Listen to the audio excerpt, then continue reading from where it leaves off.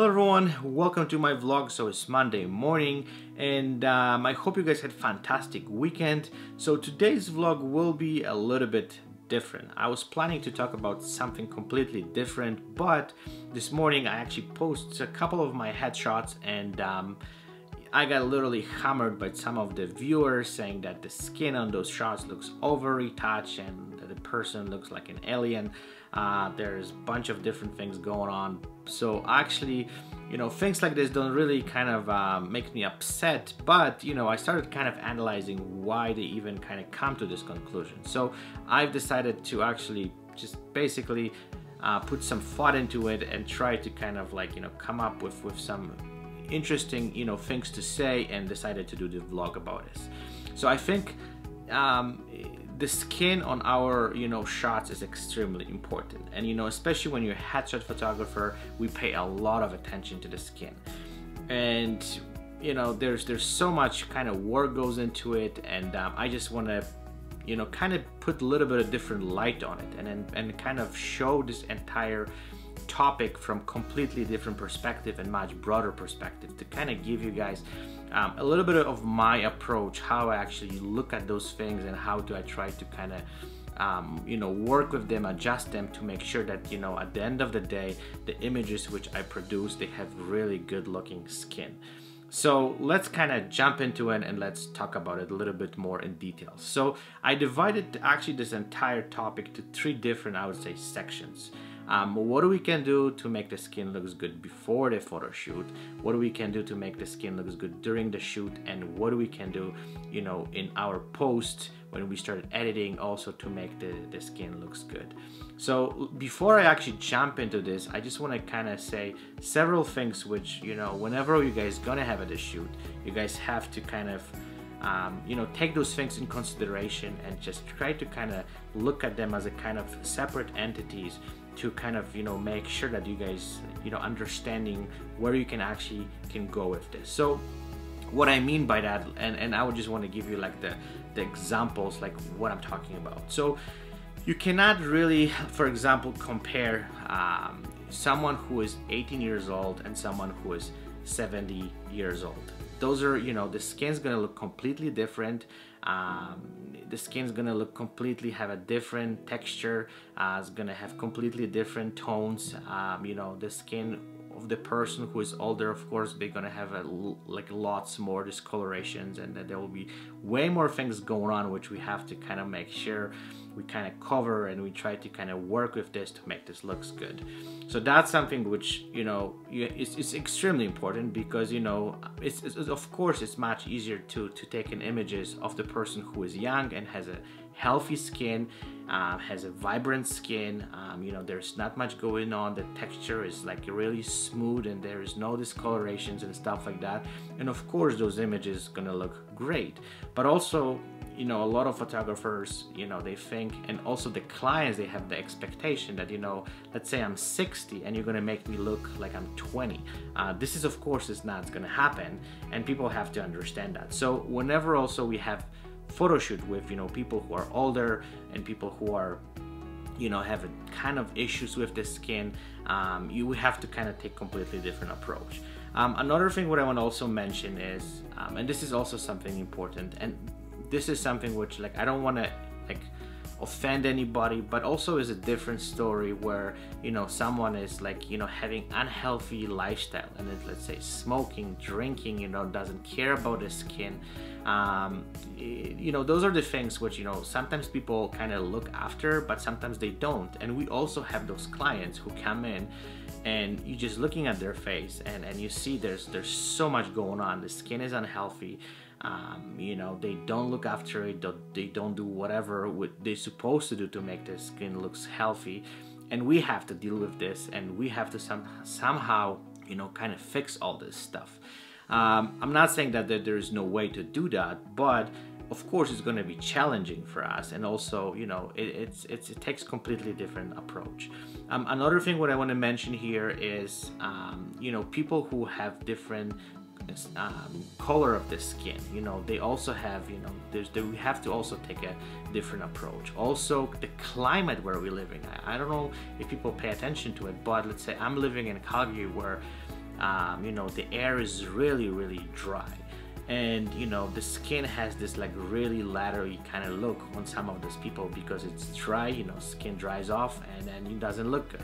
Whenever you go to, let's say, and you take images, people who, let's say, live in much more humid environment, the skin of course gonna looks better. So those are the things which, you know, they're extremely important in my opinion, and sometimes we don't pay attention to it. So let's move on and let's discuss, you know, what we can do. So for example, one of those things what I've noticed, you know, especially during the summer, whenever I shoot, I have people who, let's say, coming like, oh, you know, I just want to do the headshot session, and they just came back from vacation, and you know, the skin is really, or face is really tanned, and you know, they have, let's say, those marks after the sunglasses.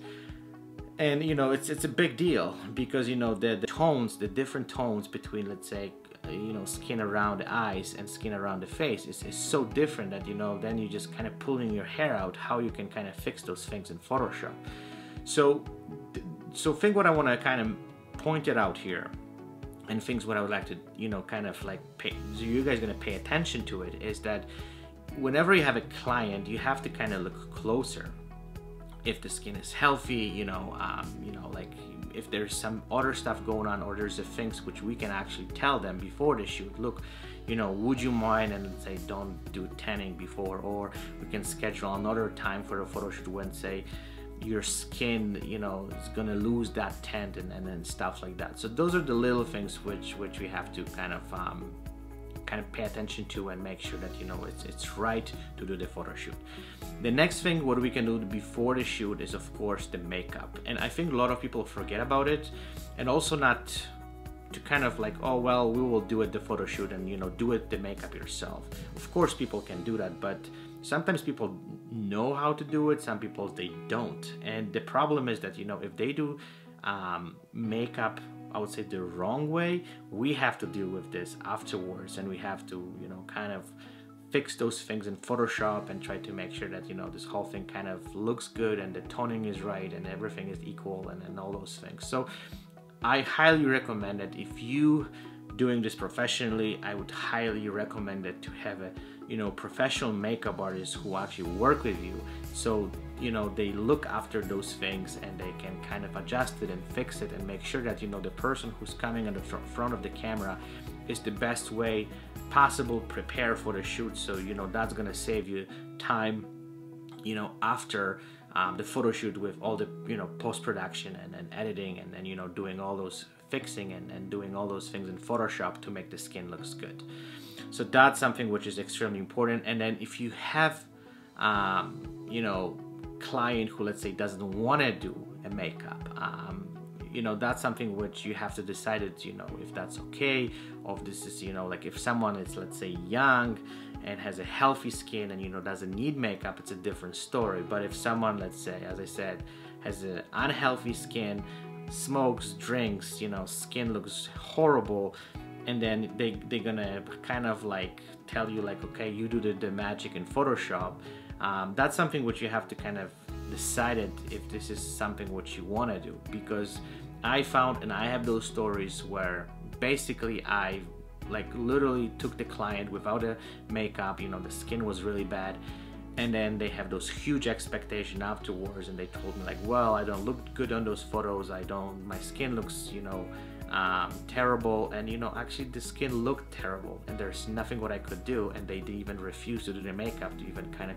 make some corrections to make my life easier. So that's something what you guys have to kind of look for. So what we can do during the photo shoot. So of course, this comes down to lighting, and the softer the light you have, the bigger source of light you have, you know, the skin's gonna looks better because the light is softer. It's gonna smooth out everything. If there's some discoloration, there's something, you know, it's still gonna be visible, but you know, it's something which kind of gonna make this whole thing looks better. If someone has a bad skin and then you start using harsh light, you know, it's kind of committing suicide. So you have to make sure that you always using really soft light. Also with the light I'm using, I'm using all the time when, especially I'm shooting women, because you know I found women always want to have that really soft skin and this kind of soft look. I always use 2 layers of the additional sheets to make the light softer. Also with the direction with the light, you also want to make sure that you know everything kind of is properly balanced to make the light look as soft as possible. But those are more technical stuff, but that's something what I would suggest to make the skin looks good. So what we can do afterwards? So then we're getting into the Photoshop, and that's the hardest part. You know, Photoshop, as I said in my previous vlogs, you know, it's another kind of big step and another lot of things which we need to learn about it. The one thing what I would recommend, don't use any really heavy filters to smooth the skin out, because you know usually it's a suicide. Because you know those filters, they're gonna pretty much damage the skin even worse than kind of improve. The one technique what I use, and it's also I would highly recommend, I use dodge and burn.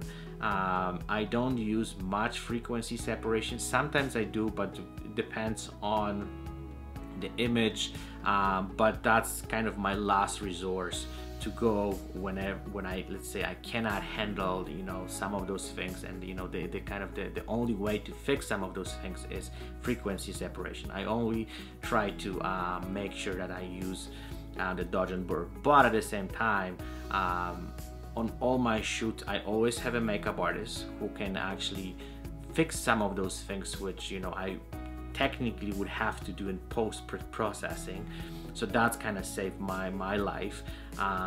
But so basically at the end of the day I have to just do the minimum and basically just do the basic stuff to you know improve the skin.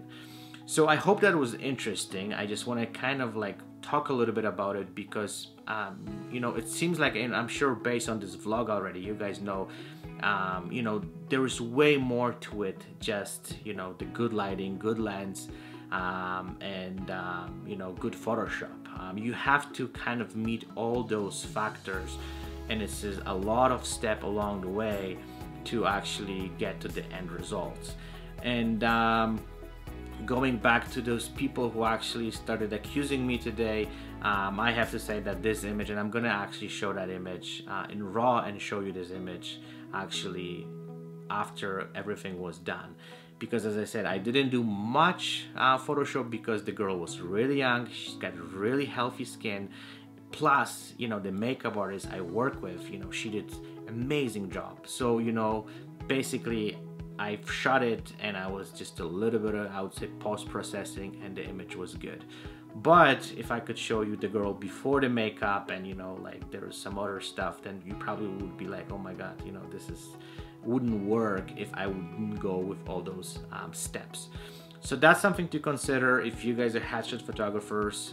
Try to actually think about those things, because you know what, at the end of the day, again, you want to make your client happy, but in order to make the client happy you have to understand all the steps you have to take in order to you know create a good image. So that's something which I would highly recommend it to, I would say, I don't know, try to incorporate those things into your workflow and make sure that you know you can create some kind of system and you understand this entire process, so you know the images, they're gonna be stunning. Anyways, I hope that was enjoyable. I hope you guys learned something, and I hope that gives you another, I would say, new perspective on some of those things. If you guys have any questions, you guys have any concerns, anything you guys would like to ask me, please feel free to connect. You can find me on all social media. You can always shoot me an email directly. I will be more than happy to hear from you and we can discuss this even further. So enjoy your week. I will be back actually on Wednesday with another vlog. In the meantime, I would like to wish you guys fantastic shooting and stay tuned, and I'll chat with you guys very soon.